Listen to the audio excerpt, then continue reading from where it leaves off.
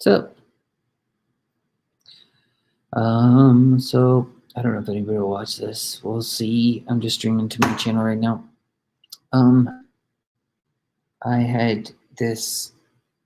I have it pulled up here.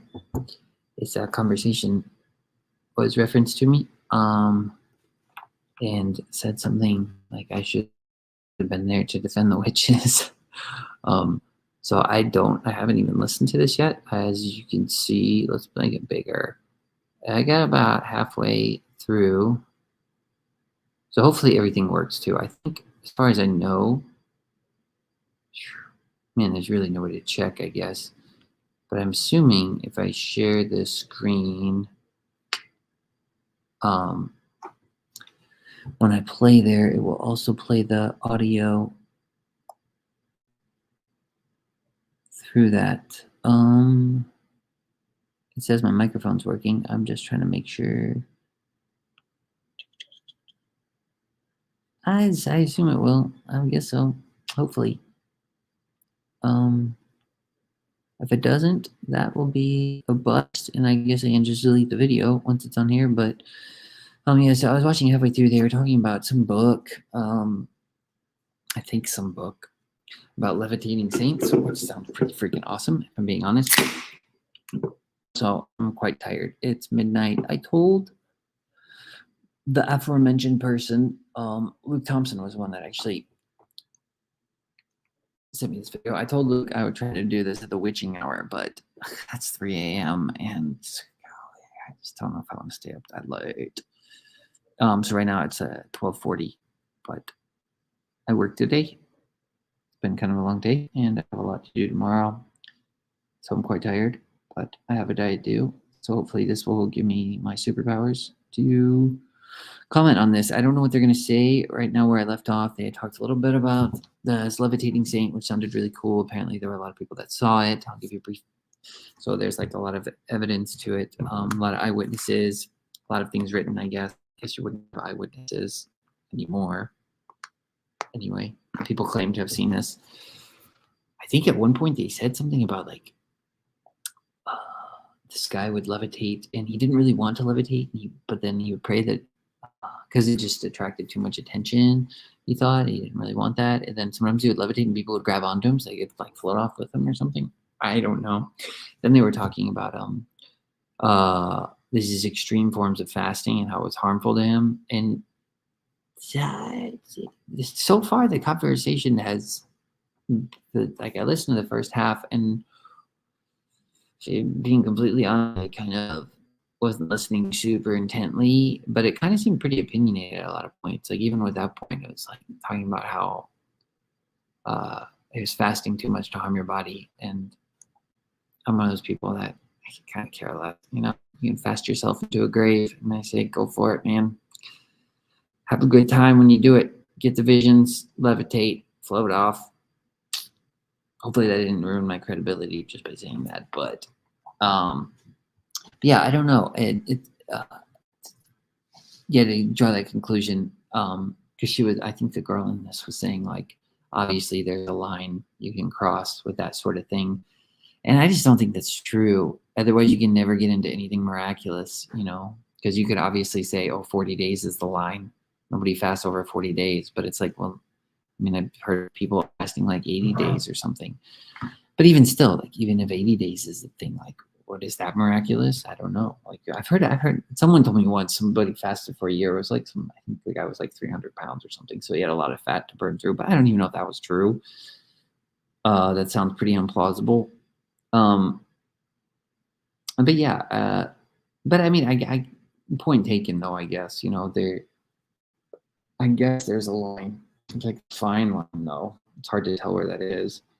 Like I said, if you draw the lines, certainly if you're one of those people that really intent on drawing the lines, then you won't ever attempt that. I came to a tradition where they fasting was just kind of like a no-no, or people didn't do it because they kind of had a line on it that it was works based, and so it was just something you didn't do because it was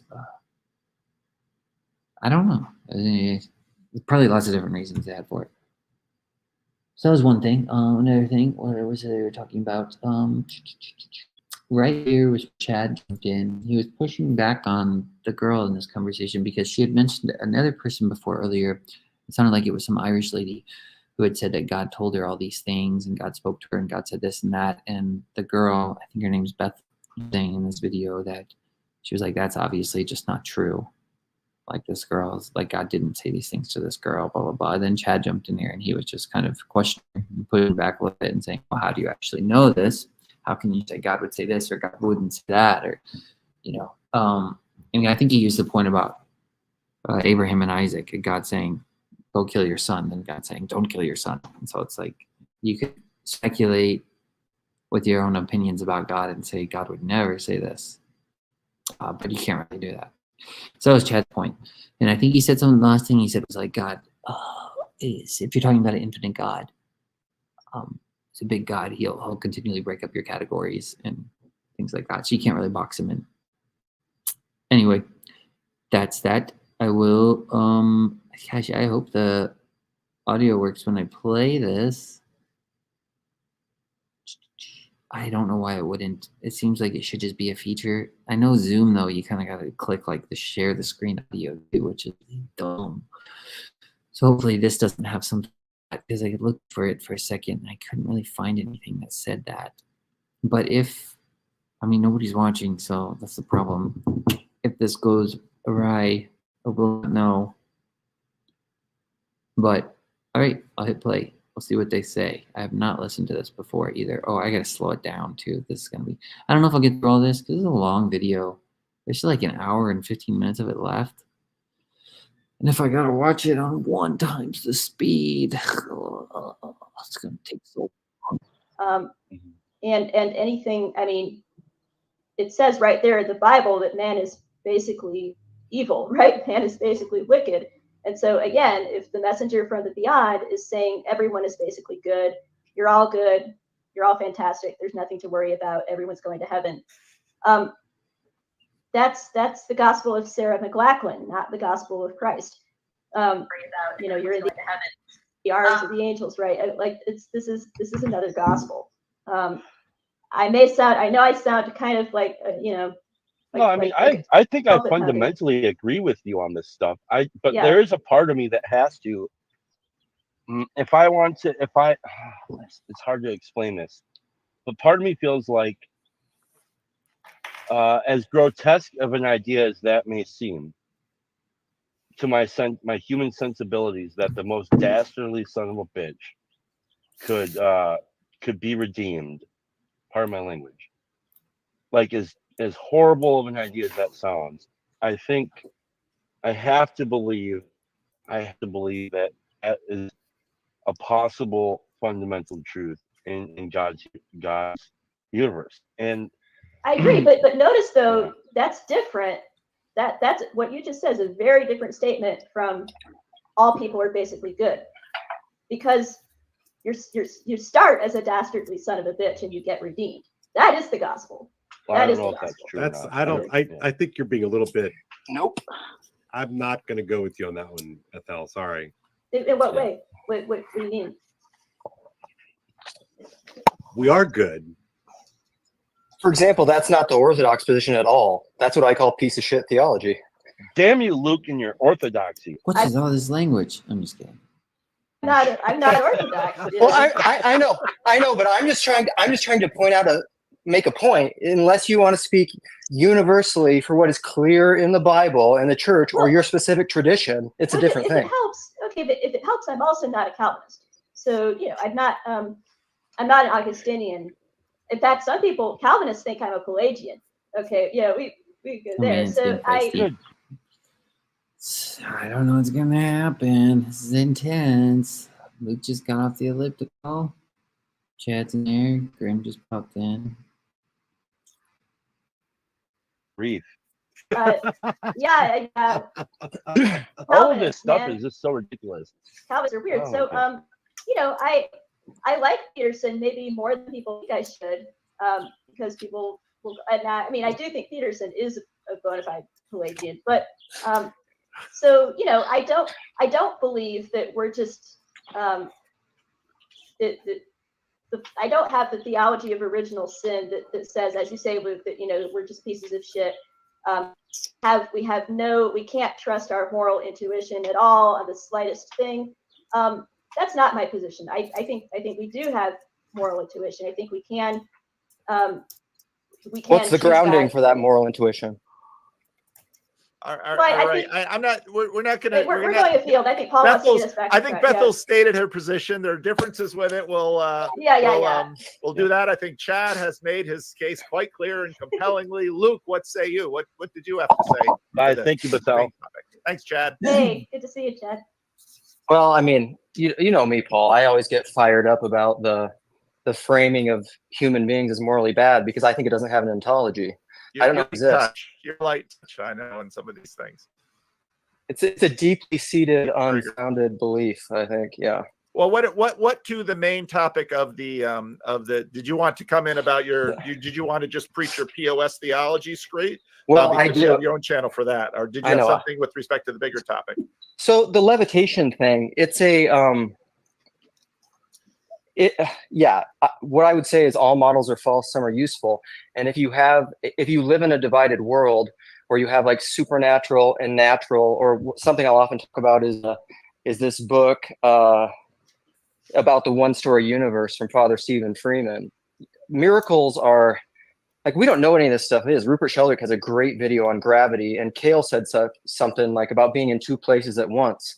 Well, when you even start looking into quantum mechanics and how light moves, spooky action at a distance. Yeah, we have no idea how any of this stuff works, and there's a latent physicalism, materialism that I think judges the miraculous still very much within that modernistic frame.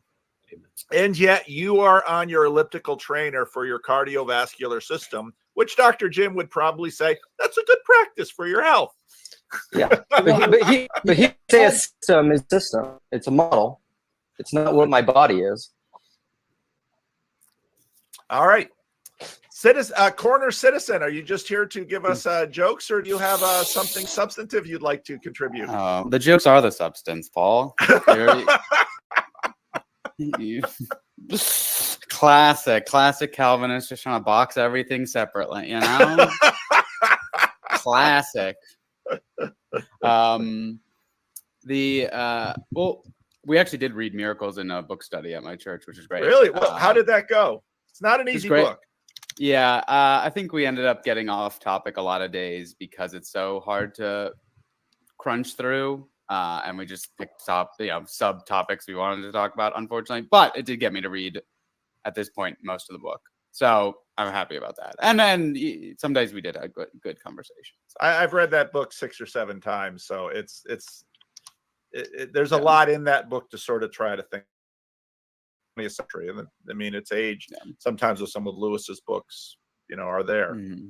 But yeah. And one of the things I wanted to bring up about if we had, so with this being a miracle, or us thinking of it possibly as something miraculous, but if we had the scientific tools to measure all this and could replicate it, wouldn't about, I assume, is that the point isn't to be like, oh, if he had a lot of body electricity and he was always on these stone floors that had negative electricity, and it turned out that under the right conditions, So I assume that's not what we're talking about.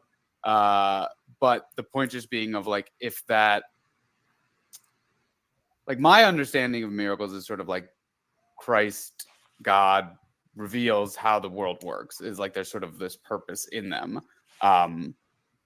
And so when we talk about did it or didn't happen, it happened to me, it's more important, what is it telling us about the world, or what is it telling about the world we live in? Because if it did happen and we could just get some scientists to measure it, and then it just becomes another phenomena that we don't even think about anymore, of like, oh, Greg's floating, like, get the antibody electricity device, and so well, I think it's helpful to think about the fact that miracles tend to be a modernist category.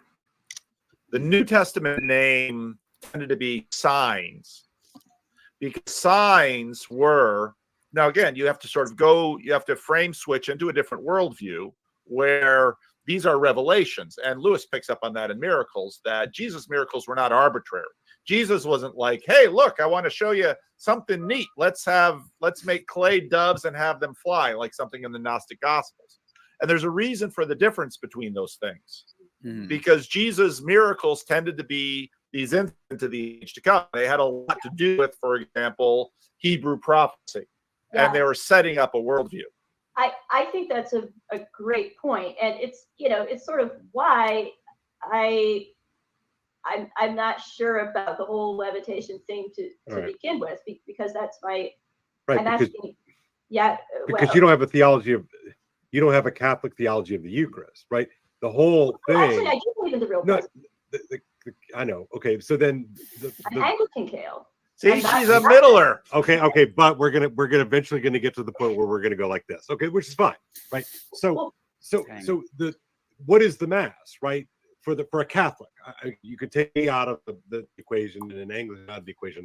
What is the Catholic understanding of the Mass, right? The Catholic understanding of the Mass is a joining of the here and the eternal, right? It's the heavenly host. It's the joining of these two things. So when Saint Joseph of Cupertino is levitating in the midst of the elevation of the Mass, it is to call attention to this radical verticality which penetrates into the immanent, right? So it's an explosion. His screams and his yells are a sign, to use Paul's language, to point to this every day. Okay, I'm pause it here. This, I'm just letting it play through. Because I don't know what to say anyway. I haven't had anything to comment on, so it could be a bust. I don't really know. The other thing too, I should probably preface is everybody's got an opinion about stuff. So I'm hesitant to even share mine. But as of right now, I'm just listening because I don't know.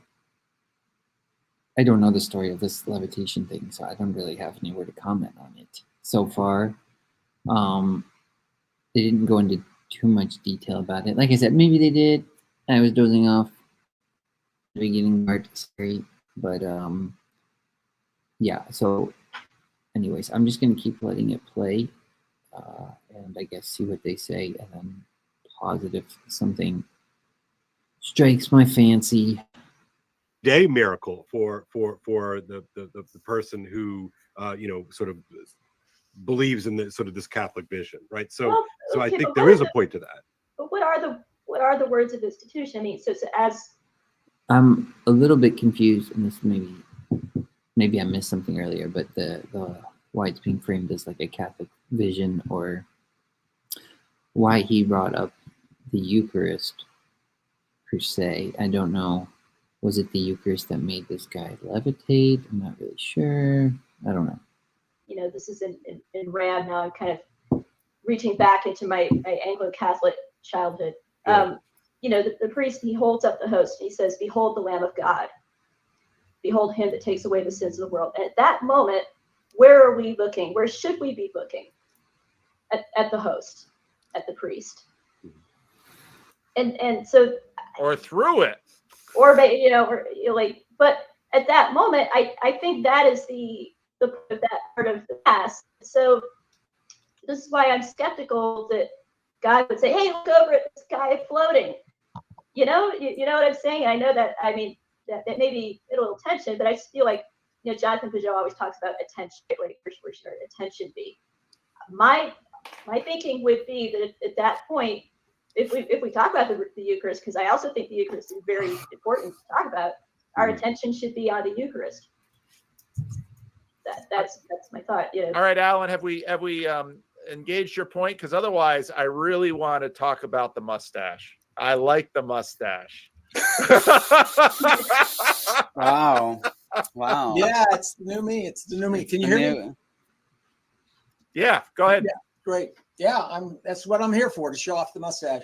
A lot of friends here. I like this. Jess and Bethel, actually. We interacted way long time ago on T.S. Eliot, and I always. I almost didn't recognize you because of the mustache. I'm like, hey, is that you? And now, are you subscribed to my Substack? Because I haven't gotten. Ooh, man, get right to it.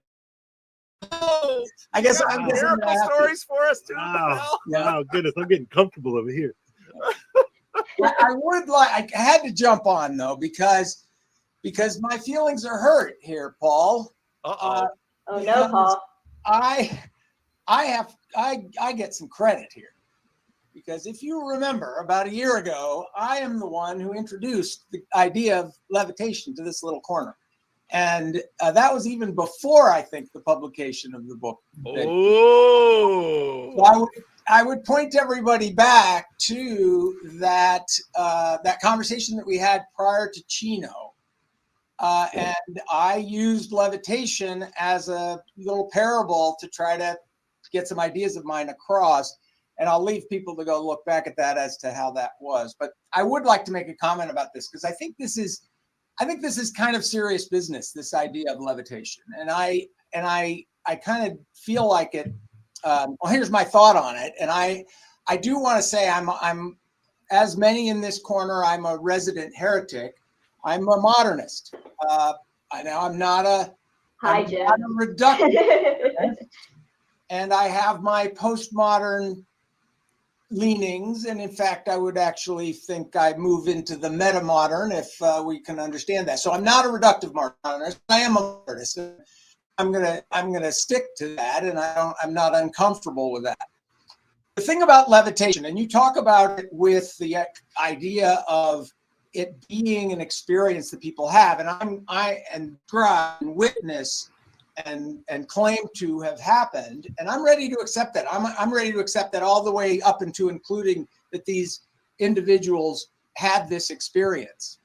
But the problem is that levitation fits into a package of beliefs, a set of things that come together and were very much part of the background of this era of the 15th and 16th century. And Eric gets into that package included a characterization of fellow human beings that were worthy of being burned alive.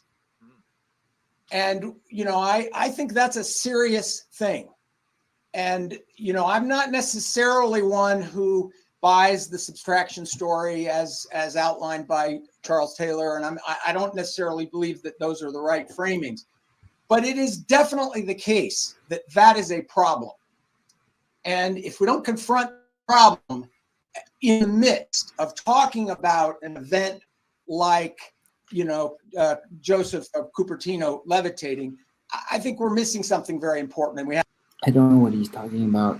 I'm interested, but I have no idea what he's talking about. He said a group of people, something about being burned alive. So I don't know if he's talking about witches there. They had those stories about the witch trials and them being burned, but I don't know if he's talking about that. I don't know. He's being a little bit cryptic and mysterious. And I'm not able to go reference that video he's talking about. So I'll just keep listening. Maybe they'll get further into it. Have to take that seriously. So there's quick pause. I got to go plug my computer and keep. Also, if anyone, I threw a link in the chat. If anyone does feel like joining, you're welcome to. I was thinking about doing this on Zoom, just posting it later. But there's something like about if I'm doing a commentary on another stream, I feel like it kind of should be live streamed that way at least. If someone wanted to jump on, because if you do it in Zoom, it's very insular. I don't have to worry about type of pushback or anything. But if I'm doing it here, people can comment or say whatever if I say something I don't agree with. But the other thing too, though, is I'm watching the YouTube, so I'm kind of going back and forth between tabs. So if someone does comment, I won't know until I see it later, I guess, because I'm going to be watching this. Sorry if these pauses are annoying. I don't know if it's more annoying for me just to let it play or for me to pause it and break it up some. anyway, I'll keep playing more, and then it said the link's in there if somebody wants to join, if anybody ends up tuning in, but I'm not really monitoring that at the moment. Like, as far as watching, seeing if anybody's watching, I'm assuming nobody is, because I don't think many people follow my channel. And it's late. It's 1 a.m. So you're Keep discoursing. Be back in a minute.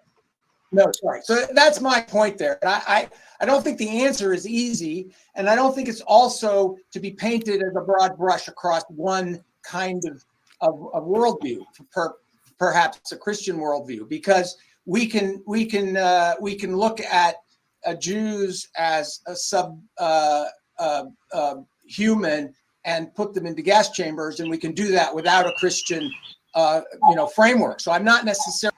sorry, that's the cuckoo clock going off. What is this bubble in the right-hand corner? I'm looking at that. I don't understand what that is. All right. Blaming this entirely on, or even only on a Christian framework. I'm just saying that this is not something to take lightly. Okay. All right. Any interaction with that? If I could just ask Dr. Jim real quick, so we live in a sort of a different moral framework in that sense, putting people to death. What are you then saying? I miss the connection between that and Joseph of Cupertino. One of the characterization of the properties, let's say, that would be attached to a human being that would be called a witch, right, it was that they levitated. Oh yeah, yep.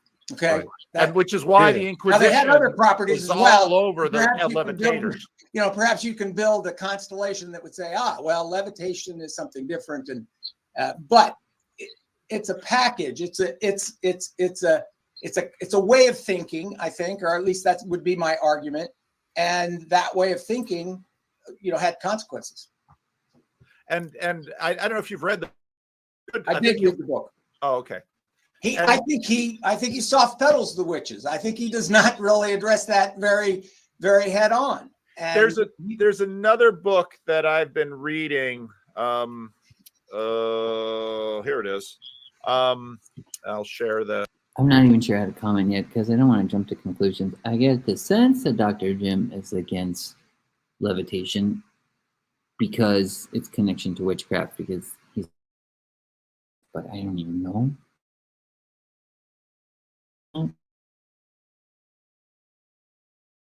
Say, anyway. I'll share the screen here. We got to get to the by Richie Robertson, who gets into the witches more in this context. Now he approaches it differently from Air, but you're very right that that's part of the Inquisition had everything to do with those witches. So, and because that's what the Inquisition and the Protestants, well, this is, these are witches and they should be burned. And so this was many of them were, or no? What's that? And many were. Yeah, it's an interesting academic. I've heard two different things on that. I've heard that that's not true, that many of them weren't burned. I've also heard that they are. The only thing I would say to that is symbolically, that seems to be necessary, because I think that's kind of, I was mentioning this to someone recently. Who was I talking to? Oh yeah, it was my cousin Chris. So I think it's my dad's great aunt.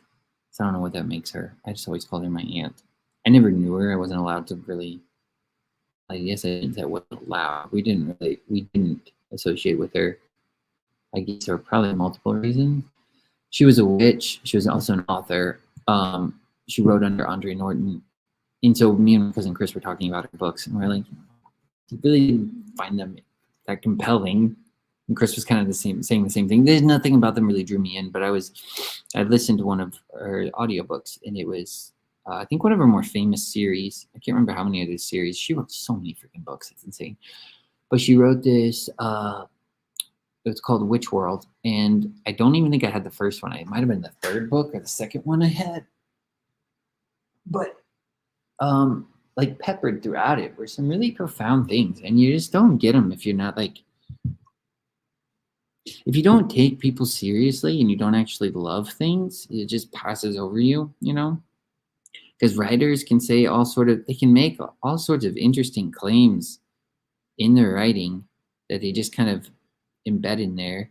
And another way to do it is like have a character say it. You can explore different ideas by having other characters make claims upon reality, and you're like that you don't necessarily even agree with your own self, but like even if being true to the character, you're like, that character would say that though.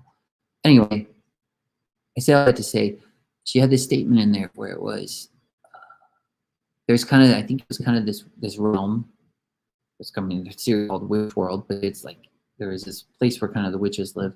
But the statement was like, if a witch tells someone her true name, I think it was she would lose her power after that. It's very akin to what I'm saying, especially symbolically, that if you burn the witches, like that's just how it is. Like like they're veiled, they're in the darkness. Like that's what magic is. You don't like just do everything in broad daylight. Like there's a secrecy to it. There's a mystery to it. And if you bring it to light, it burns up, like it loses its power. If you name it, it like, so you kind of have to, it has to retain that mystery, I think. Otherwise I don't know what you would have as a category of witches. Like even when you think about witches, like they're always in the woods, like they're not in the city. They're in the woods. They're kind of in the dark. You think about them at nighttime, witch's hour, like I said earlier, is 3 a.m. They work by night when things are working by the reflection of the moonlight. It's like they're almost. It's mysterious. It's like the ripples on the water. You know, it's not clearly seen. You don't get a clear reflection because everything's kind of like that. But if you were to bring everything to light, you were to just drag a witch out into the sun, it's like, yeah, she might melt because you expose everything. If you expose all of that secret stuff, it would lose its power in a lot of ways. So that's, I guess, my comment on the concept of burning witches, I guess. I mean, I don't agree with doing it, but in terms of like, at least symbolically, it seems like that's what you would do, right? I'm trying to think of what you would do to, like, just what truth and structure would do to heretics as well. I mean, you either cast them out, you might crucify them. I don't know that you burn them though. I don't know. It's interesting. I'm gonna keep playing. Big question about how many witches actually were. But I think Jim's point is that many who were burned as witches were in fact witches, is what he's saying, right, Jim? Well, what I'm saying is that people had the same kind of commitment to the existence of witches as they did to the existence of levitation. It was the same kind of commitment to the reality of that. Right. Now, so what's interesting at the end, so Jim, what do you make at the end where he's and Luke's comment over here, it says Jason White's bat signal. Well, I'm here now. I wish I could have been here live for this, but I don't see that's the thing. I'm listening to it now. I'm like, I don't necessarily even know what to say because I'm not even sure what they're getting at. Something about, I guess he's making a connection between witches and levitating, and I don't really understand the problem at all. Like so they levitate, so saints levitate. Like I just don't really get it. Like Christians pray in tongues, so do witches. Like I don't understand the problem. It's just I don't know. Air talks about the iron box, Weber's iron box, as a kind of fictive frame that's pretending not to frame way in which we've just ignored that reality of magic. Well, Okay, I don't know. I should say really quick, I don't know that all witches, just going to correct that. I don't know all witches pray in tongues. I know some do. I was told But my Aunt Mary, who knew my Aunt Alice more closely, that my Aunt Alice actually prayed in tongues as well. So just saying, it is occult practices and stuff are not. I was saying they're very similar to charismatic Christian practices, but it's not just that. I think it's really any culture's practices, because I mean, even the word cult, you get culture, occult, like it's just clubs and drawing circles. Like that's how you get power, right? You draw a circle. It's the Lord of the Rings thing. You just make a covenant with something. Then you can really condense and hone it in. You draw a magic circle. You say, this is in, that's out. And what's in is focused. And once you focus your attention on it more and more and more, you get empowered. That's what happens. I think we've, I'm not going to I guess maybe you can levitate. I don't know. be smart enough about that particular thing to. Not either. I'm But curious. we've been through a history, and the history that we've been through brings us to where we're at. And I think that has to, and that's complicated. And I have a perennialist instinct as part of who I am. And that makes me think that the burning of witches is probably, one of the very long litany of examples of man's inhumanity to man.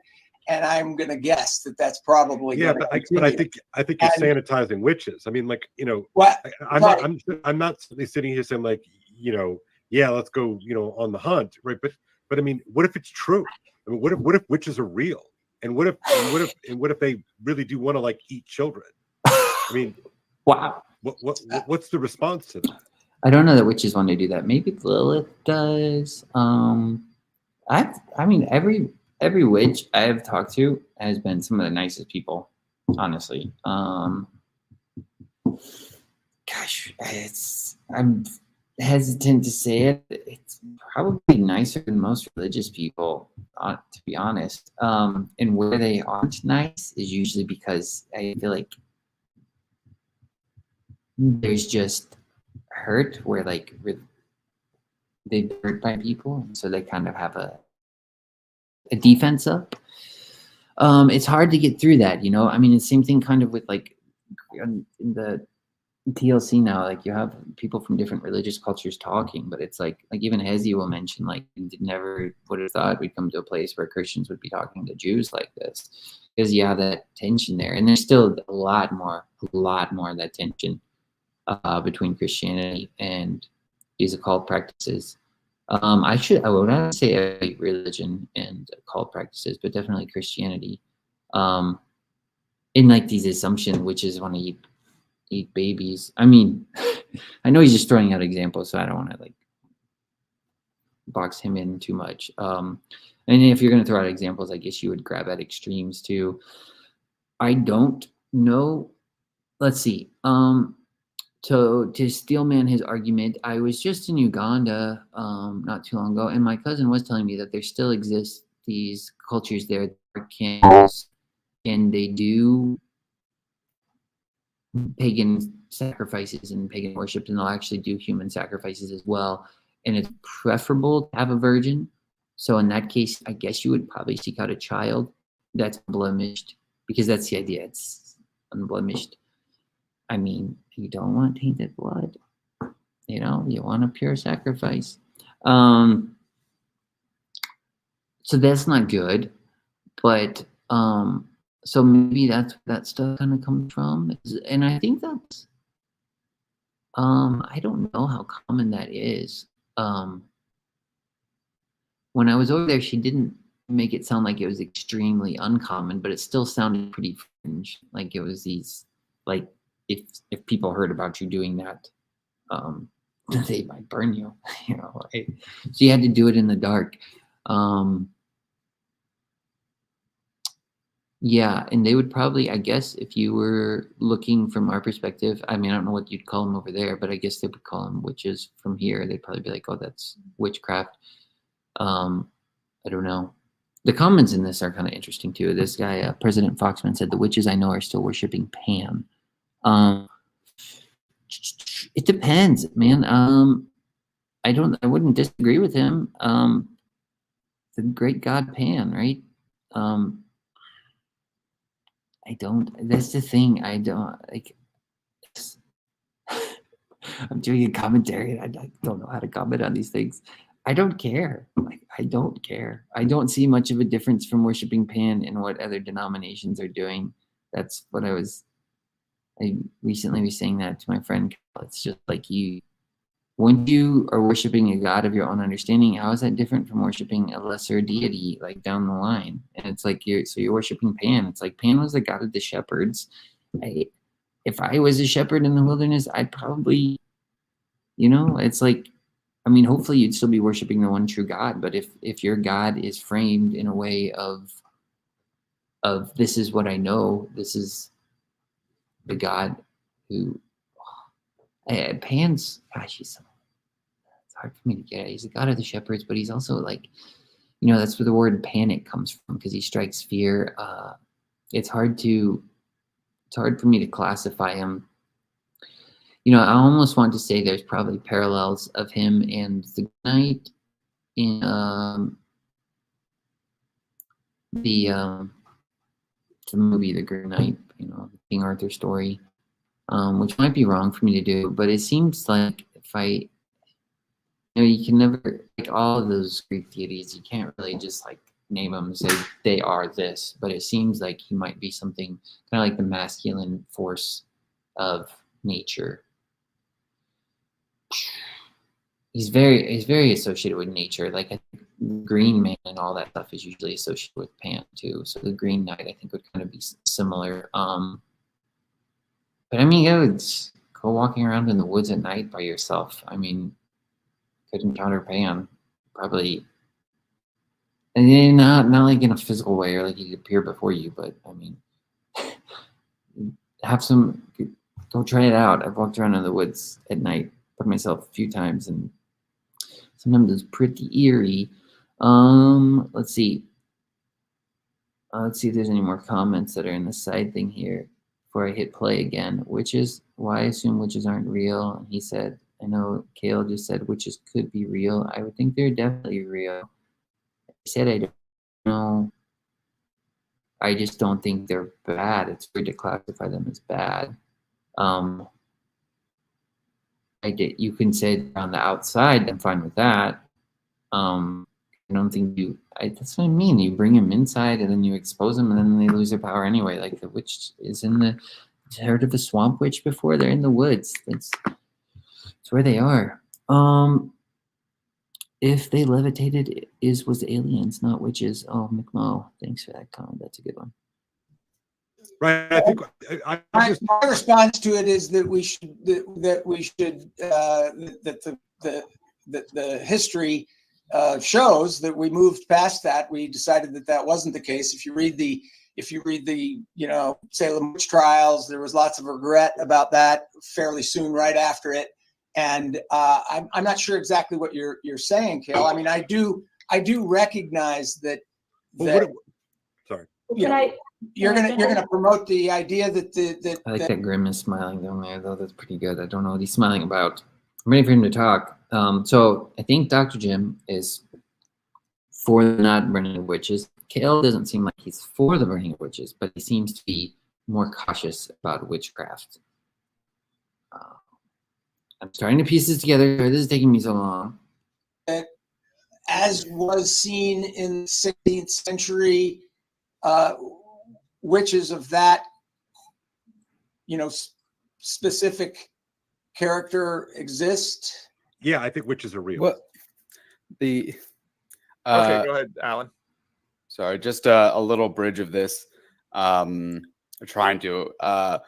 I think that sometimes in the modern frame, this very clean non-aggression principle of like what harm is or what like reality, like, oh, you did this, you are responsible, you drunk drove and hit someone with your car. But I think with AI and what we're looking at, things that are not physical aggression, things that are not overt, like even things like speech, you can't say certain things. And what happens when you have a billion bots that AI driven bots that can say a billion different things online and completely tank your election.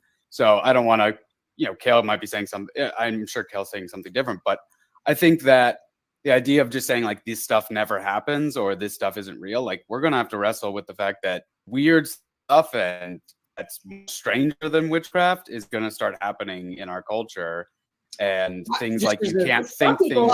And I am not saying that weird stuff doesn't happen. I am saying, however, something like Montaigne said, that if one takes one's conjecture, one is taking one's conjectures rather seriously to burn a fellow human alive based on that conjecture. And so, yeah, I'm not saying that weird stuff doesn't happen. I'm not even, as I said, I'm not a reductive materialist. I think agregores are a good description of something that we might call principalities and powers, and I'm all on with that. I just think that in the background, the moral structure needs to, include something that somehow overcomes the temptation to that end. Okay, So, one more yeah, word but from I Bethel would- on Dr. Jim's topic, and then I'm going to move to, I think Yeah. Jess was next. I mean, two things can be true at the same time. is basically my comment. I've read around a little bit with Salem witch trials, and I think I might largely agree with Jim that was a terrible miscarriage of justice. And I mean, you had this one judge really repented in sackcloth and ashes afterward, right? Because he knew that these women were innocent, and The judges were the ones possessed. yeah, I mean, and really wicked kids as well who invented these stories out of spite. So it's fine to acknowledge that, but also I think witches are real. I do, and I as far as it's interesting to get into the demonic with levitation in particular. I just don't understand what that means. Okay, maybe that makes a little more sense. You said the demonic with levitation, because they keep saying our witch is real, which is real, but I don't understand what they're even saying by that. Witches are real. Like, are they? Like, does that mean like watch out? Is that like what they're implying by that or something? I don't understand. It just it's just kind of strange to me. I've just always I don't. I'm not even sure what to make of this or even how to comment on it, because they keep using that phrase, but I don't even know what they're meaning by it. It just seems really strange. Or because I also think it's conceivable that demons might sometimes make people float. Did they make Joseph Cupertino float? I think that's a different question, and that would get into a whole topic of to what extent demons are allowed to oppress or possess Christians specifically. I'm not sure that that demons torturing and possessing Christians is a thing that God allows to happen, at least in that way. But that would be to kind of go far afield. But I mean, I guess to sort of address what Jim is saying, yeah, Salem was bad. I think we can say that. But I would not go so far as to say witches are not real. I think they are real. I think witchcraft is a thing. I think the demonic realm is real, as well as the angelic realm, which is I think that's what they're getting at. They're saying witches. I don't understand that phrase. Like, I really just don't understand it. I guess she's saying, seems like with that statement, witches are real, is like implied demons are real. Watch out, because all witchcraft is demonic or something like that. I guess this is the thing. I don't know if it just gets into semantics. I'm not really even sure, but none of this makes sense to me. This whole argument against witchcraft that Christians have, and maybe it's because I was brought up charismatic. It just seems, the further I look into it, it just seems absolutely absurd. Like, even in my recent talk, great guy, we were talking about tarot cards. I'm gonna drop his name,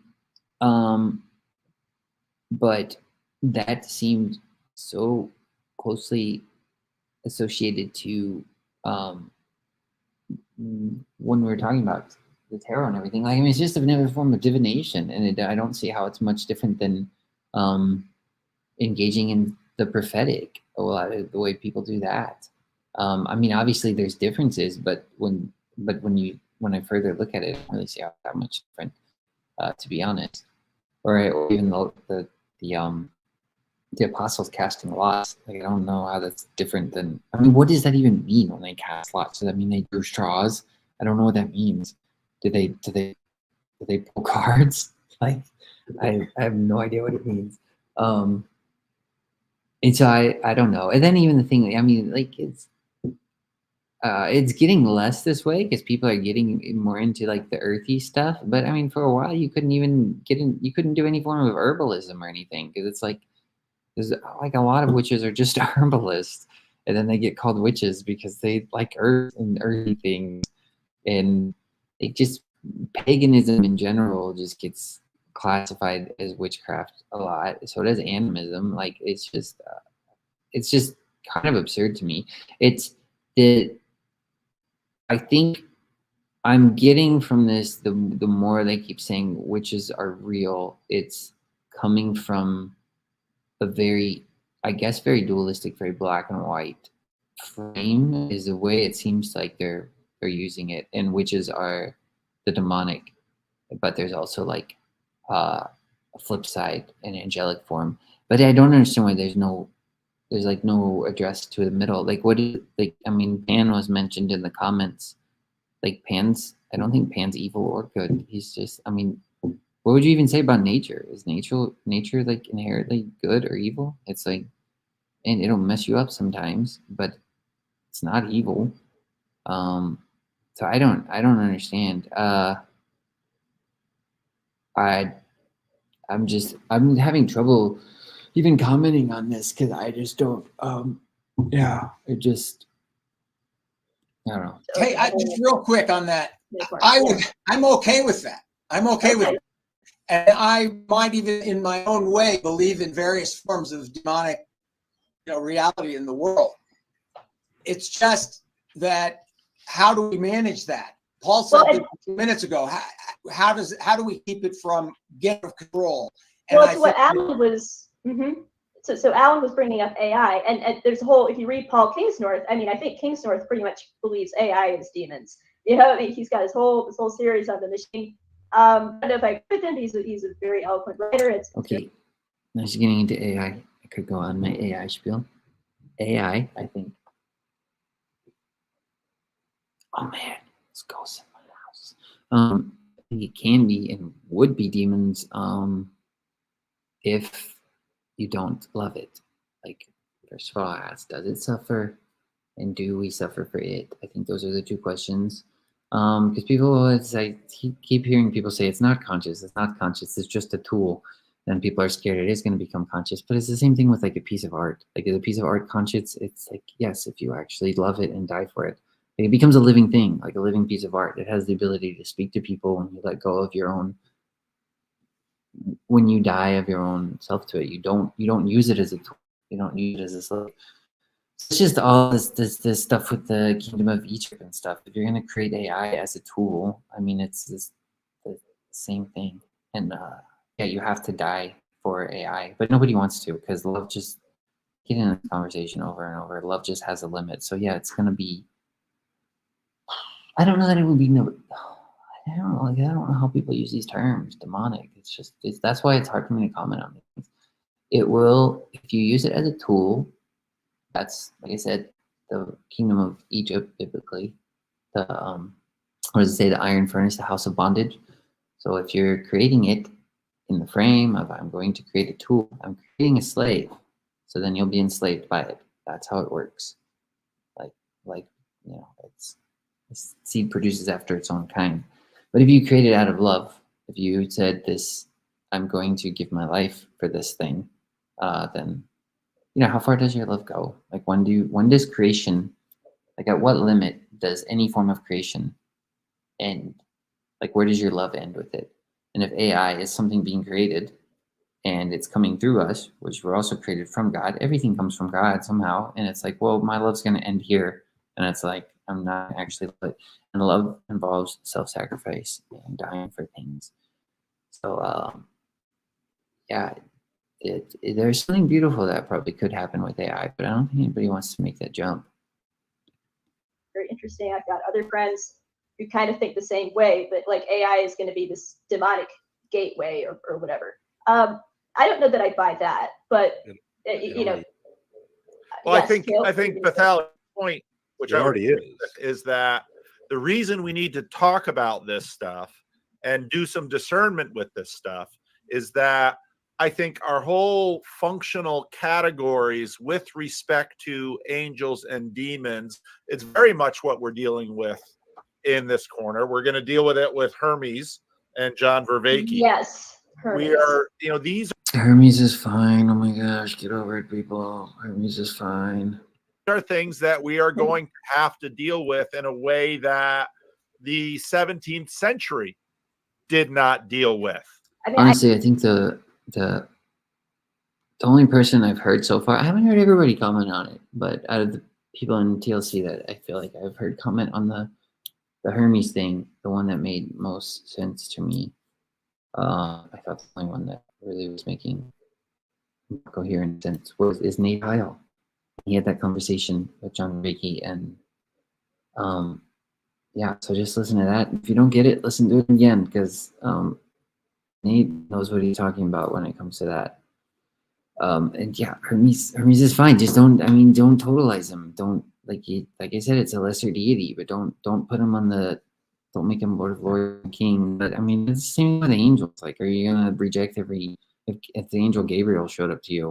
Would everybody be freaking out like this? It might be. I mean, it might be like, she said God didn't really speak to you, so Gabriel didn't really come to you. So they might be freaking out. I don't know.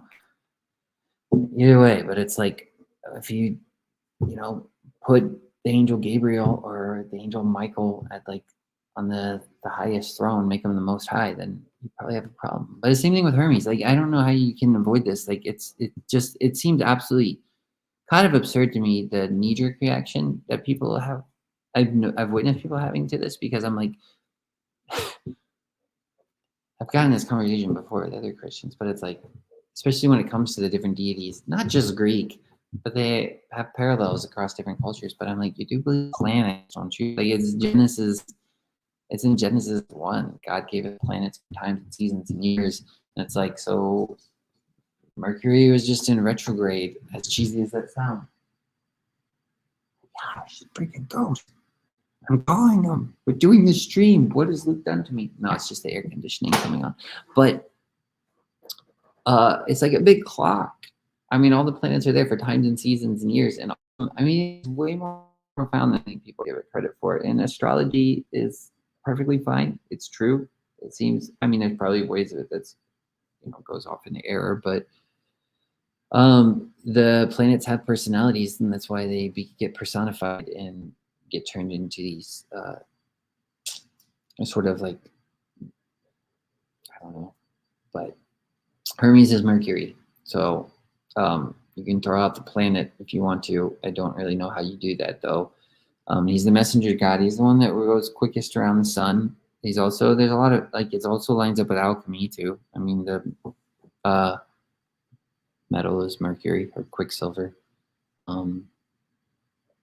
There's just a lot that goes into it. And then, like Nate said, I think, that all is that God has put eternity in their hearts. The verse in Ecclesiastes, God has put the world in their hearts. Like, the way all of creation is all outside of us, but it's all inside of us too. And so there's an aspect of each one of us that is, you have that even within you. And so it's just, I don't know.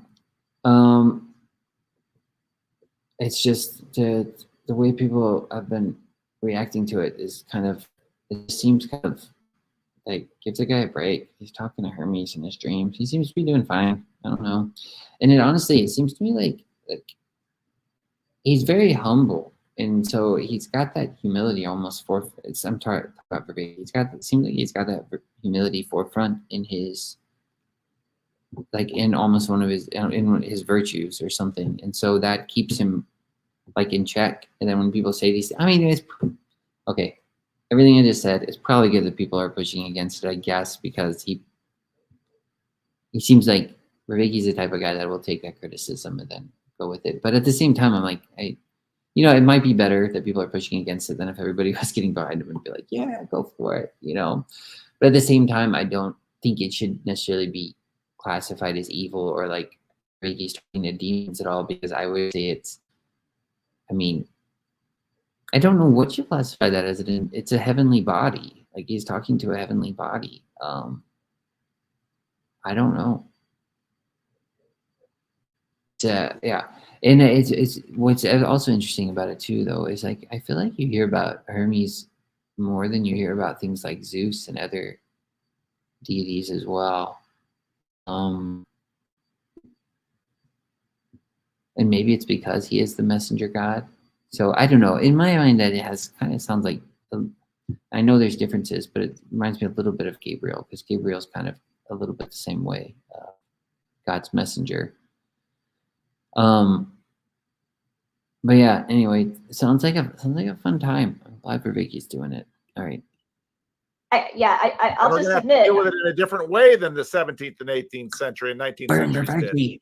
Yeah, I mean, I did go and listen to that bit of the chat with Vicky and Jordan Peterson where John is talking about Hermes, and I'm just thinking, oh boy, I'm worried about John. And AI is kind of a nice, okay, AI is demonic. Yeah. You have to really start thinking that whole equation through when you say a sentence like that. And I hear people just sort of throw it out there, and it's like, Well, I mean, we're going to have to deal with our. Does it matter that the people who are architecting these massive LLMs and AIs pray to the demons? I mean, does that matter? What is he talking about? Do they do that? I mean, I don't know. I don't watch the news. Do they put that stuff in the news? I think it's absolutely. We all pretend like it doesn't matter. It absolutely matters. But do they pray to demons? Is that yes? Like it's part of their process. It's part of their process. They admit it. Read some Terry Isabella Burton. Read some D.W. Pasolka. The whole sex magic tech thing is real, and they absolutely engage. What? That is news to my ears. This sounds crazy. If that's true, then sure. I'm waiting for Grim to comment. This will be good. Sure, AI is demons. I'm pretty amenable to, but anyway, continue. Bethel's not going to be a hard justifier for AI. Grim Grizz, Jess has dropped out. I'd be interested in the parallels between sex magic and Tantra. I've never thought about that before. That'd be interesting. Wait any longer for some. That was an awkward pause. Sorry. Some reason I'll let him in again if he comes back. But Grizz, that puts you up next, and I think the timing couldn't be better. You're muted. Corn. We can't hear you, and I'm not going to put a little stupid emoji. The demons with got him. I should probably bow out in like 20 minutes here because I'm no problem. I've got less to bow out to, and I've got a dog here, so we probably won't go too much past the top of the hour. Okay. Go ahead, Grizz. Can we hear you? Oh, he's been struck mute. The assassins have won. All right, that puts you up next, Steve. Steve McGee. What say you? You're muted too. McGee and me. All right, my finger works. Oh, he's back. Oh no, he's back. All right, Grizz. He lives. We still can't hear you, Grizz. Oh no. Okay, go ahead, Steve. Demons. They don't want Grizz to talk. Right. Yeah. Yeah. Okay. I didn't think we were going to be talking about Satan worshiping AI developers, but here we are. Yeah. So I'd put a question in the Discord. I don't know if it's not really part of this, I suppose, but anyway, so one of that was about it sounds like these guys who are flying around in that book were not the best. So they weren't the ones who had the most education, the most training, the most authority. They were like the least. No, it's not some of them. And they actually weren't flying, because that's it's something that they weren't really in control of this at all. Right. Yeah. Like the Vivitch. That's a good movie. At the end, they float off and they're like, it's creepy looking. But yeah, they look like they don't have any control over their bodies and just float up. It's really weird. Yeah, so I guess they're talking about they're just levitating up, not quite like, and I'm not familiar enough with this stuff, but I know there's the whole idea of the witch's flight, which I think is connected to astral travel, but I think it's more than that. Like, I think you can actually like like transport, I think bodily, if you, I don't know, I don't know. I mean, I think astral travel is maybe more common, where you kind of like are doing it in a conscious way, or like your spirit kind of leaves your body and you go somewhere. But I think, like, I think I've heard of people actually like physically traveling. But I think the witch's flight is usually more of like a psychological thing, I thought, when people talked about that. But when it's commonly used, but I don't know. But and I don't think it's, yeah, I think it's right. It's not quite the same as levitation, but I don't know enough about this stuff, I guess. So I don't know. I just think I thought that was interesting. It sounds like that's not the case, but what we've been talking about now is like witches, and so there's like the good force and the bad force or whatever. So Okay, I will say too, I don't, everything I've said, like, I do believe in demons. I think demons are real, and I think just like, like, I do think possession is real as well, and I do think these things, you can get harmed by these things, but there, and I'm not necessarily even against people drawing lines like that. That's why I go back to the beginning, like when I say like, you have witches in general are out in the woods and they're not in the circle usually, and I don't know if they will be. If they were, I don't know. I guess they could secretly be. I don't know. I don't know if you'd openly be in a circle unless you're in a coven, but then you're in another circle, and that's somewhere else. That's not really in the church. It just seems like categories in clubs a lot of times, but I don't know. I don't really know how to comment on this. I guess I can just keep listening, but so far I haven't really had a lot to say. I feel like I'd do better in a conversation, and then I could actually maybe dig into the topic more with people. It seems like this is so far the comments have just been, I mean, the witch burnings, witches are real. That's kind of all they really said. They seem to be against witchcraft. But that's what I mean. I don't even know how they're categorizing it. I have no idea. I guess maybe they're just categorizing it by eating babies. I don't know. But most people would say that's not a good thing to do. But the weird thing, too, is I'm not defending eating babies, but it's strange that it's actually a phenomenon. Like, it's like that it actually happens. Like, there's a logical conclusion people come to that. And I don't think it's just them going crazy, just like this weird, like you can just throw it off as like, oh, they lost their mind. It's a demon is whispering in their ear to say that. Like, I think there's an actual, like, logical, a logical conclusion you could come to through child sacrifice or just human sacrifice or anything like that. I don't quite know what it is yet, but otherwise, I mean, I don't even think you'd have Abraham taking Isaac on the up on the mountain, and I don't think you'd have. And there's ways abortion is even similar to that too, right? Because like you can. There's all different scenarios you can paint where like you should be pro-abortion or against abortion. You can draw on extremes either way. But if you're looking at like, there's this child, I mean, even from a guy's perspective or girl's perspective, like if you're gonna bring a child into the world, that does mean the death of yourself, and so that means a change of your entire life. So if you would just give up that child, you get to keep yourself. You get to keep, like, I'm single. I don't have a wife. I don't have kids, and I can be extremely selfish. Like, I have the opportunity to be as selfish as I want to be because I don't have to give to anybody else, And so I think maybe the logical conclusion you get to is connected through that in some way. I'm not quite sure, but I feel like it's way more profound than that. Because I still haven't even been able to quite get at the whole connection between blood and the way that's offered in sacrifice. Because there's something way more. I always feel like I get close to it.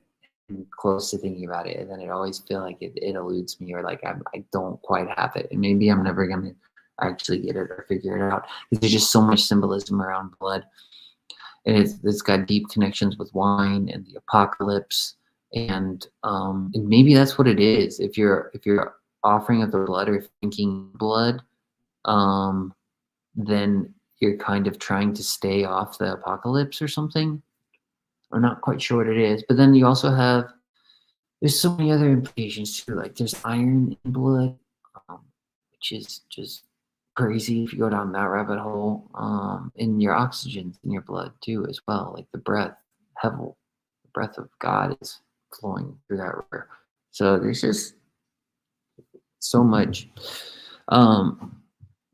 That, like, that's what I mean. Like I can't put it together in my mind. I don't know that I necessarily am supposed to. It's just weird. It's one of those things that almost feels like it will just strike me as very intuitive in the moment. Just be like, oh, that's that. Like, but then it's never, I can never grab it. Like I'll be in conversation. I'm like, oh, now that makes sense. This makes sense. But then it's not like that example will apply always. So like I can't ever get hold of it. To really, really comprehend it, I don't think. It's just incredibly profound. It feels like one of the most fundamental symbols that we have to deal with is things like wine and blood, and I'm not quite sure. That's what I mean. It feels so like one of the so base to our existence in the world that I can't quite grasp it. And what, because there's that weird statement, and I know it's it's not the crayon. What does he call it? I don't know. There's all different names for it. It's in 1 John. And it's the part where, like, I guess people use it to talk about the Trinity all the time, and it was technically added later. But it says like these three agree, and it's like let me see if I can find it. It's just such a strange statement. Like, I don't know, even if it was added later, I don't know how you don't pause and just think about that forever, because it's just such a weird statement to have in the Bible. Beloved, let us love one another. Let us love our enemies, the witches, and die for them. Greater love has no man than this, to burn so your witches can live. Let's see. For there are three that witness heaven, the Father, the Word, and the Holy Spirit. So that's the Trinity one people push against. And there are three that bear witness in earth, the Spirit, the water, and the blood. And these three agree as one. So you have the breath, water, and blood, right? The Spirit, the water, and the blood. Or the Spirit, I don't know if that can sometimes be oil. Because people, they pour the oil on people to anoint the king or anoint like a priest or something, and then the Spirit will come upon them after that. So it could be the oil, the water, and the blood, maybe. But those, especially those symbols, that's what I mean. The oil, water, and blood just feel so fundamental. I just can't, I don't know that I'll ever really be able to get at a symbolism of them. Yeah. There's a ramble for you. There's people who are doing things that are miracles, but this is good. It's obviously the work of God. And then there's people who are doing things that are miraculous but scary, and this must be the work of the devil. And how would you know the difference? And what's the criteria to discern those two things? Seems difficult. And then also, even step completely back away from all that, still this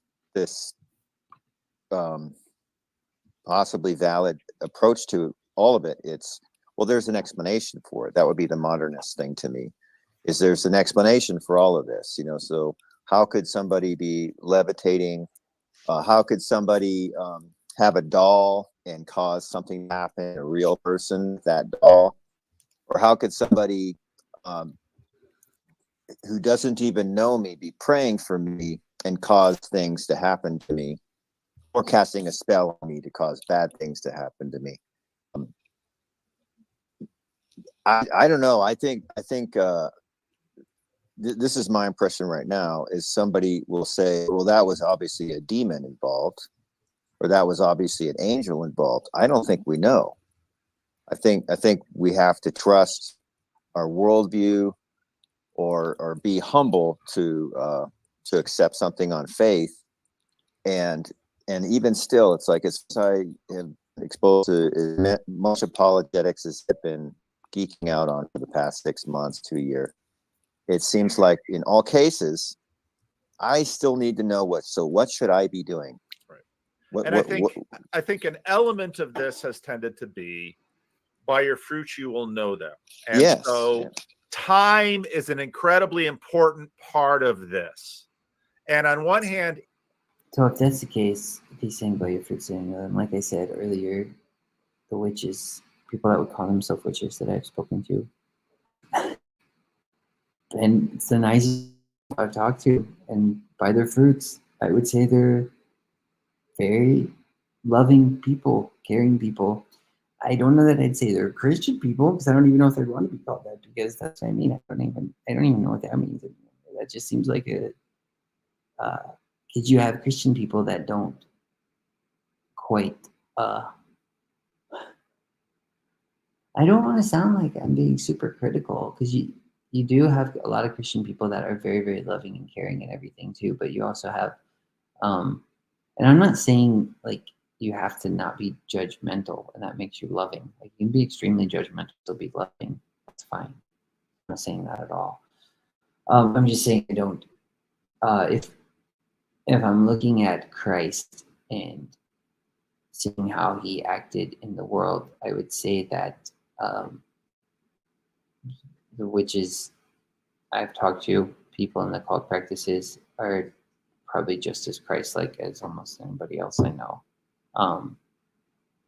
Yeah, I think everybody ultimately, has to be Christ-like too, or live in the manner that he did, in order to exist in the world or continue to exist.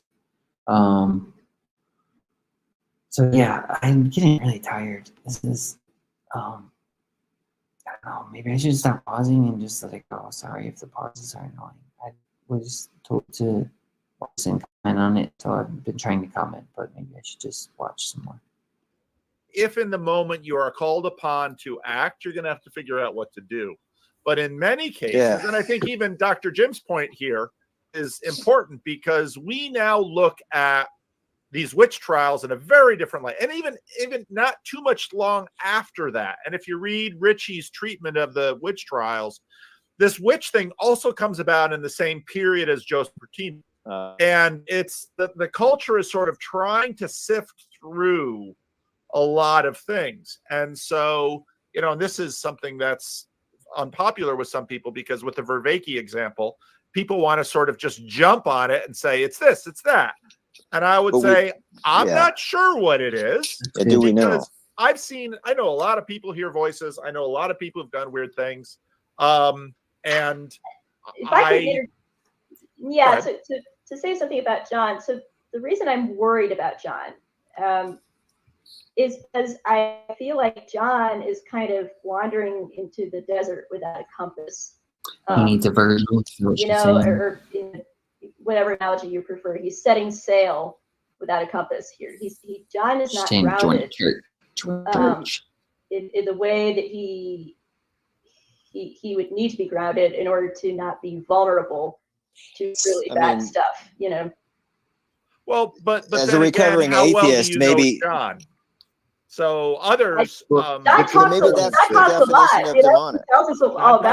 But again, and this is where you sort of have to modulate, because there's John, the public persona, who through these things, and so I'm not making an argument one way or another. I'm just making the point that another part of our current internet fishbowl is how well do you know PVK?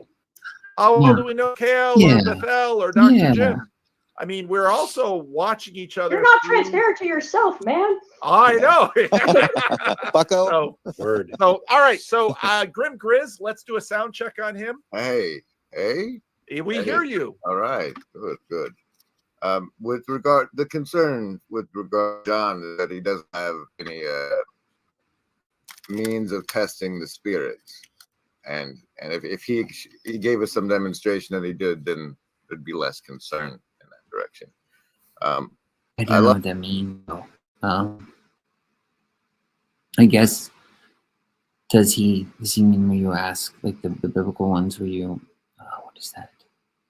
No spirit can say that Jesus has come in the flesh or something like that. So you ask the spirit to say that. There are a few weird things in the Bible that are like that, which seem like, when you read them, that actually sounds almost like another magical practice. It's very strange. Like, I'm going to bring the spirit to make it confess the truth. I'm not sure what Grimm means by that, of testing the spirits. I'm not sure what most people mean by that either, so I don't know. Like what I don't know what that means. Dr. Jim brought to the table on this discussion. It's do you exist in a world where levitation is real? And everyone is just trusting the scholarship of this eerie fella to say these accounts actually happened, right? And so they lived in a world at the time when there was witch trials and people flew and such. And so then the thing is, what's the nature of the reality we exist in? Do people fly in it? We have cameras now, so theoretically, people on the line could go find clips of people levitating today. Yeah, and would it make a difference? We've got aliens on film, we've got ghosts on film, and now we have AI that can make film that's more believable than film. Exactly. Speaking of AI, and we're all bilocating as we speak. Going speak. to get us out of these mixes. But if we live, are we literally bilocating, Kale? Are we literally bilocating? But very verily, seek and ye shall find. You wanted a re-enchantment of you. You wanted a recession of modernity with tufa formations of magic and the spiritual plane to exist again in your reality. So I didn't say I wanted it. I'm saying it's happening. and it's important that Dr. Jim brought up the time that's when humans start burning each other at the stake again over what things are believing, and that he's a perennialist, because I kind of am rooting for a Christianity where we feed them to the lions again. And that's the kind of faith you have to say, I'm a Christian. You Are first. you not entertained? Like, what? You're a Christian, sure, but would you be if there was a lion behind that door? And that's, that's to be fair, I think it's a good question to ask about anything. I mean, just ask, would I die on this hill? What hill are you gonna die on? What's worth defending to you in your core beliefs? I don't know. The whole topic is kind of, I'm being really honest, I'm a little bit lost by it. I like McMo's comment where he says Miss Frizzle was a witch. Look it up. Wouldn't be surprised. Yeah, I wouldn't mind talking about witchcraft and things like that at another point. There's still like 30 minutes left in this 40 minutes, man. They go on. I don't know how much longer it's going to go. I don't know that I can go much longer, though. It's already 2 a.m. I could push on to the witch's hour. We really like what Grimm said about that. Like, he's kind of rooting for that form of Christianity. But then I guess that's what I mean is, what the hell are you going to die on? Like, you actually believe. But God is merciful. So I think ultimately you can kind of believe the wrong thing too. I think that happens to people all the time, to be honest. We just do the best we can. But even in terms of that too, there's a lot of times the idea of mediation comes into, and if you're asking like, am I going to stand for this when death is on the line? It's like, are you mediating for anything? That would be a good question to ask as well. Are you reconciling anything? But I mean, I don't know. I'd have to think about all that more too. It's just a good question. I don't know. That's what lukewarm is defined as, and I think. But if it's the nature of reality that if we had enough faith, we could move the mountains, then a lot of our faith probably goes into this. I don't know. I guess the guy called it an iron box, but I call it like a mustard seed blanket of like, that stuff doesn't happen. most of my faith goes into the notion stuff like that doesn't happen. It's not part of my reality. And this is where we get into. Sorry to jump in. I don't need to please. interrupt, but I mean, this is where we again we circle back to Douglas' concern, to the concern other people's expressed, and a concern I would express with certain specific denominations of Christianity, like Pentecostalism, prosperity gospelism. You know, a lot of miracles seem to happen specifically in Pentecostal circles where people believe in that sort of stuff, right? So, you know, a lot of Pentecostals inhabit a world in which people are faith-healed, right? To use your framing. But there's lots of problems I think you can find with that. There's problems you can find with prosperity theology. Was Tammy faith healed? She might have been. I think God heals people. I mean, that's a separate question from whether faith healers. That's more to my point. It's like the nature of the reality we exist in is one in which now if you're going to bring in people floating, and we can tie Hermes into it, then also you get the weird ass channeling I was into before I found this little corner. And they had this I get beautiful back to concept. that stuff. Yeah, like that's great point. Is it real? Of the three people that were doing no, my point. Sorry, Graham, I jumped on you. Sorry. Of the three people that were doing it, one of them ended up dead. So from know them by their fruits. But the interesting concepts in it was this thing called the law of confusion, and that is what enables free will. So you can exist in the reality where like the shroud. The assassins, the demon. have finally succeeded. That was really interesting too. The law of confusion enacts free will. I would agree with that. Because I mean, I don't know that people want free will too. That gets into a whole nother conversation. I don't want to go down that rabbit hole. Like you don't want ultimate freedom. I don't think people even know necessarily what that means. Like we exist in time and space. So if you want to get outside time and space, like that's where you can keep going, keep pushing it. Like how far do you have to go to get absolute freedom? And I think it would look something like obliterating God, probably.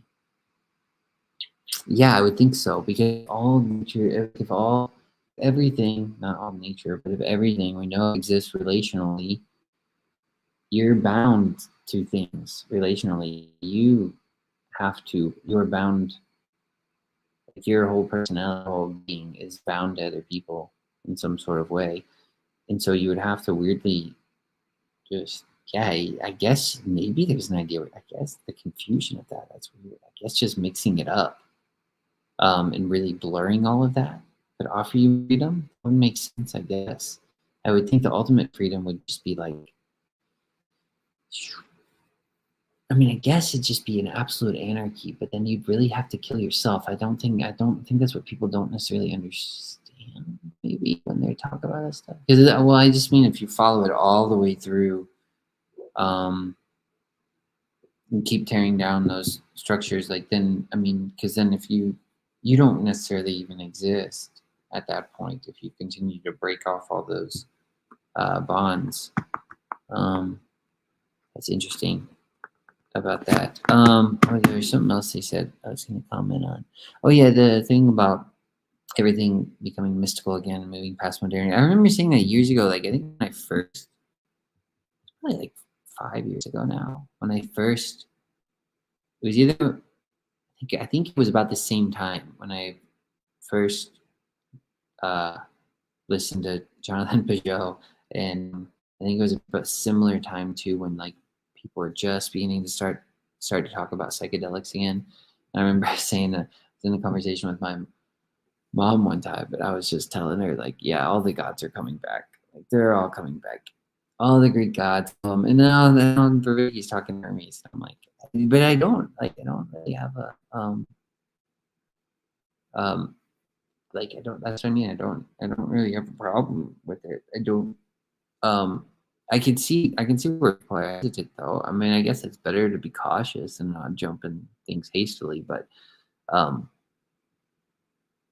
yeah, it's they said something else too. I can't even remember what they said. Kind of want to rewind it a little bit. Luke's comment here distracted me. I apologize to everyone for coming on and being preachy. Oh. Go ahead, Dr. Jim. You unmuted. He had some very important. I didn't have another comment. So he was just going to tell us about who and sorry. What were you going to say, Jim? You had another. Oh no, Grid's kind of the assassins have failed once again. Jeez, he's so wily. He's downright hermetic. Rewind it a little bit. She might have been. I think God heals people. I mean, that's a separate question from whether faith healers. That's more to my point. It's like the nature of the reality we exist in is one in which now drought. Oh, I'm trying to get to where I was. He's so wily. He's downright hermetic. That was the other thing I was going to comment on was the faith healing stuff and stuff like that.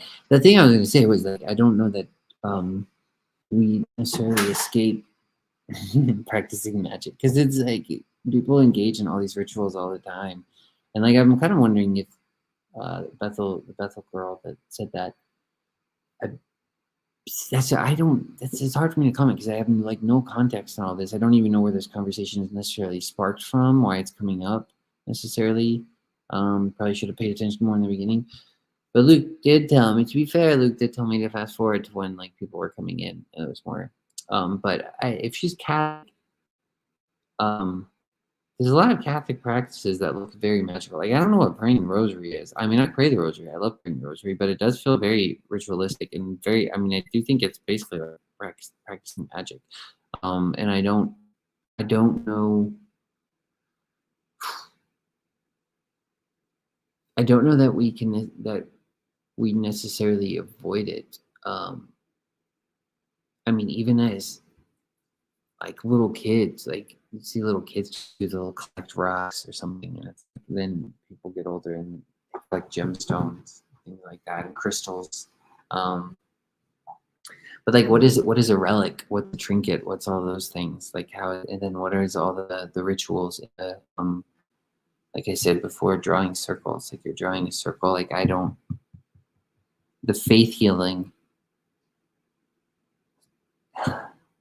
Which I have like experience in. I've been around that. I've watched people get healed. I've prayed for people and they've gotten healed before too. And I will say it is, from what I can make sense of it, you're really focusing in on something. It's like drawing a magic circle. It's like fermenting in this power. Like I don't know how else to put it. You draw. If you're going to pray for someone, when you see people doing the faith healing, there's like it appears like an arrogance that goes with it. It's just almost like, no, I've made my mind up. Like I've drawn this circle. My mind is closed off to anything else other than this is what's going to happen. They're going to get healed. And like, there's an extreme amount of power that comes through that, but there's also a blindness that comes through that, I think, because you're closing yourself off. And there's something that makes me hesitant to engaging in reality that way. But then there's a part of me that says, you could paint scenarios. I mean, you can always find these extremes where it's like, yeah, I would do that. I would engage in that magic. And then what are you doing at that point? Like if someone actually gets healed, is that white magic? Like is that demonic? Like how are you going to classify that? Is that godly? Because how do you even know? Like the only way to, because you can't see all reality. You can't see the whole future. So for you to try to forcibly heal someone through prayer, to really, really close it off and be like, no, this person is getting healed. Like, I mean, what about praying and fasting? Like, I'm going to fast till God heals this person. Like, and I mean, I don't know. I don't know what all that means. I mean, you see David do that with his baby and his baby dies. But I mean, like, who can tell? I don't know that I'd say I'd never do that. I'd never engage in that because I don't know why you wouldn't. Or but then that's what I mean. All the different rituals like she's talking about. There's prayer cloths. I talked about prayer cloths before. And that's basically where you just pray over a piece of fabric, a cloth.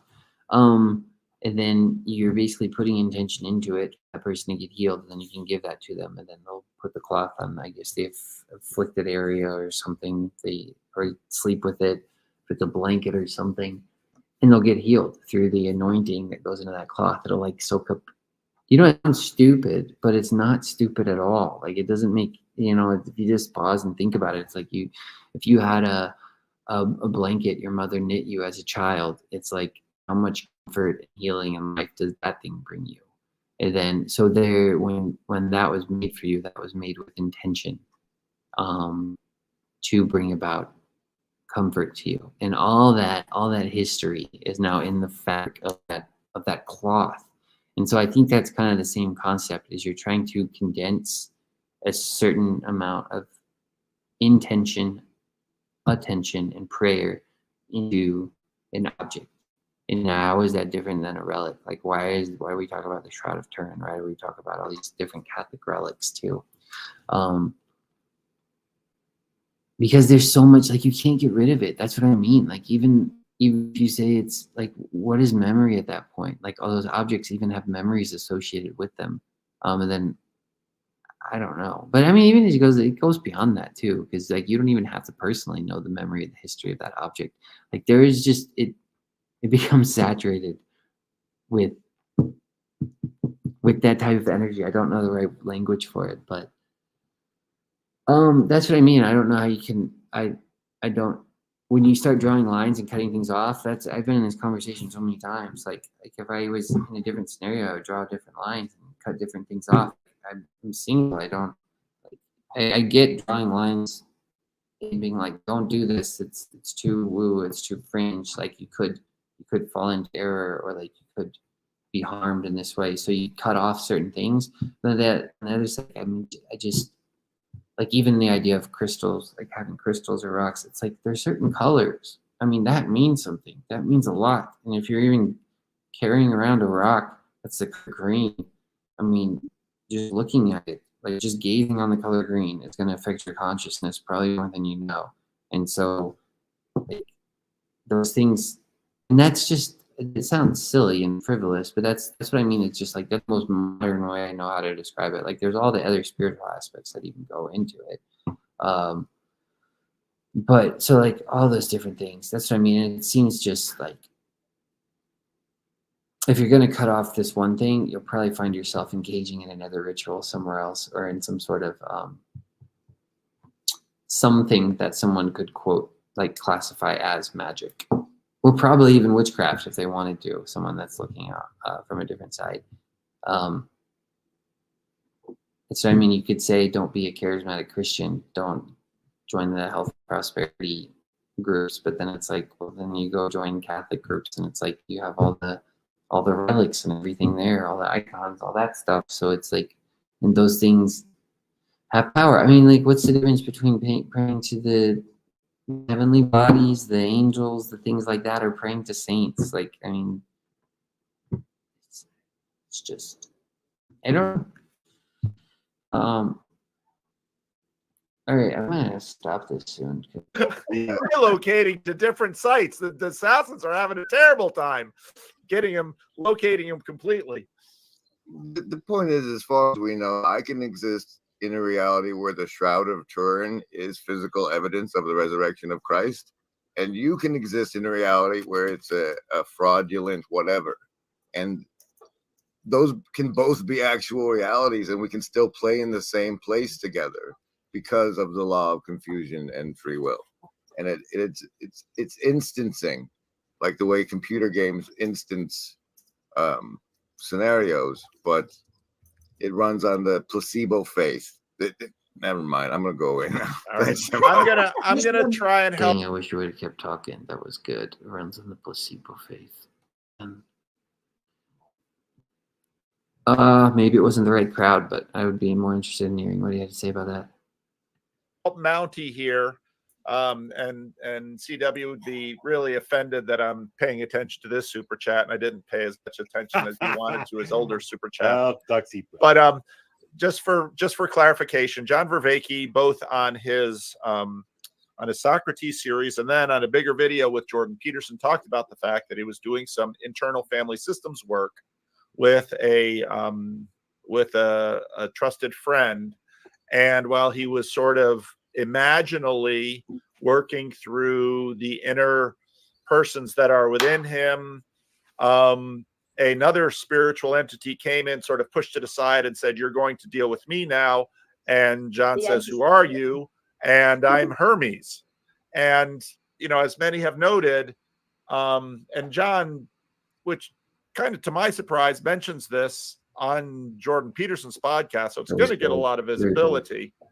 And so there are Hermes wishes to be heard. Hermes wishes to be heard, and he's big platform. He's using John. Sorry. And so, you know, we've talked about this. I think Sam had some good ideas with respect to this, but you know, obviously, a lot of people hear this and say, "Oh, you know, what is this, a demon?" Okay, well, could be, but how Hermes isn't incidental, and someone brought this to my attention recently, and it's been talked about quite a bit, isn't incidental in terms of his Silk Road project, Right. Neoplatonism, sort of perennialism. So we'll see. We'll see who Hermes is and where Hermes takes John, and to a certain degree others in time.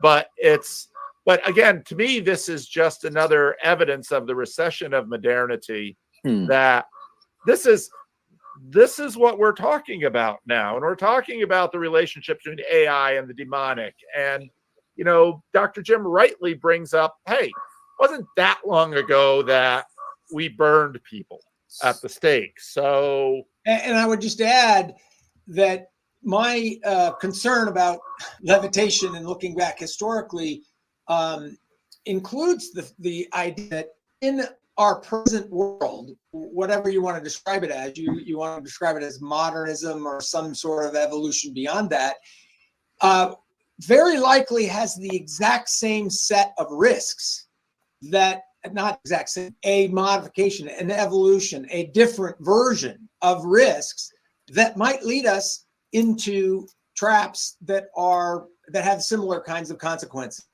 And so that I'm not trying to pin it on, you know, I'm not trying to look back and say these were immature or you know, kind of primitive image, you know, and we've now moved to some grand enlightened state now, and we're out of the woods. I would certainly not say that. And there's lots of examples in which that, you know, could be found, could be grounded. And many people will, they don't believe in anything, but they'll say Hitler was demonic. It's like, oh, what do you mean by that? Demonic then just means another word for evil, but really evil. Oh, all right. I don't know. Maybe I'll ask Luke if I should keep going with this afterwards. I'm gonna end it here though. Sorry if this is really, and if people watch this later, I'm sorry if it's not interesting, if it's kind of boring, if I did a terrible job at this. I feel like it's probably excruciating for people to listen to, but sometimes you never know. I don't know. Yeah. Something I was gonna say before I ended this though. They're talking about, I was trying to follow the chat too as well. I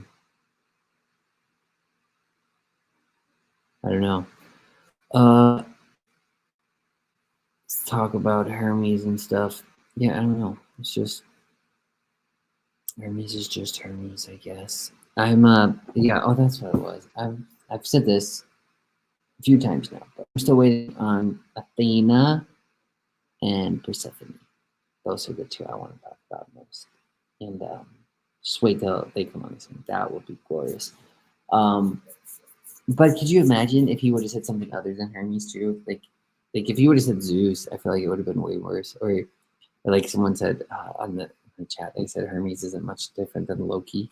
Like if he would have said the name Loki, I feel like people would have been freaking out even more. I don't know. I was surprised at how much Well, I guess people didn't really freak out. Like some people were very hesitant. Most everybody seemed very standoffish though about it, and kind of shocked by it. But I don't even know why they were shocked by it. Like it didn't. It didn't. It was a little surprising to me that he said it so openly on Jordan Peterson's channel, because in my experience, when you get stuff like that, like you almost want to keep it sacred and let it ferment. Like I don't know that you want to publish it that much, but it seems like he's still been able to pursue it. But I guess it just doesn't strike me as odd for him because like he talks about psychology all the time and things like that, and so I don't know why he wouldn't take those things more seriously, especially like because if I understand right, I think he encounters Hermes in dreams. I don't know if that's like, I don't know if he's had any encounters with like waking visions or anything like that, or like any sort of trance state. Maybe he's done some trance states and meditation work to talk to Hermes, but I don't know. That's the thing. I don't know why that's absurd, but I don't know that it would be. I don't know if someone said here it's Christians would probably either frame it as an angel or a demon or an inner voice and harmless. I don't think it would be. I don't know that it would be an inner voice. I mean, I guess it could be in the way that, like I said, the cosmos kind of exists within you as well. But it's definitely seems kind of like an outside force the way Mercury is. But I don't know how you'd classify that as an angel or demon. The Christian classifications of those are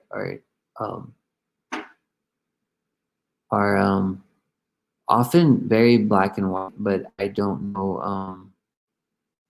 So it seems like they're easier to kind of talk about, because when you get into more of like the Hebrew, when you're talking about angels in the Hebrew, it's like, I mean, well, it should be the same for Christianity too, because honestly, it's the same thing. Don't forget to entertain strangers unaware. So you don't know if you're talking to an angel.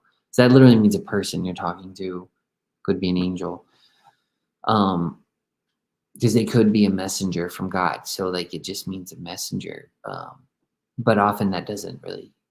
I think when most people think of angels, they either think of your guardian angel or like the archangels, like Michael or Gabriel or something like that. And then demons are just, I guess, kind of like goblins, except more sinister. Sinister's goblins that aren't green, they're red with horns. I don't know. But I'm only one among many Christians, so I don't know how they normally categorize these things. Yeah, so it's hard to talk about, but if you're paying attention, I feel like you can usually tell when the voice is kind of within or without. Anyway, I guess I will end this because I'm very tired and I'm gonna go to bed. I got a lot to do tomorrow. So sorry again if this was bad. It felt like it was very long. I feel like I've been doing this for a very long time, probably I think almost 2 hours now. Nobody joined me. I don't blame anybody because it's late. Nobody's watching. Well, there's one person watching, but I think that's me on my phone because I wanted to check to see if it was actually making noise on the video. And it was earlier, so if it stopped at some point, I'm very sorry, and I can delete this video altogether. But so nobody's watching. But I will, I guess, end this. And I'd like to pick up this conversation and topic at a different time, actually talking instead of doing this commentary thing. I don't think I like doing commentaries, especially not by myself. So if anyone wants to talk about witches, hit me up because I would more than love to talk about it. I love that topic. All right, good night. Sleep tight.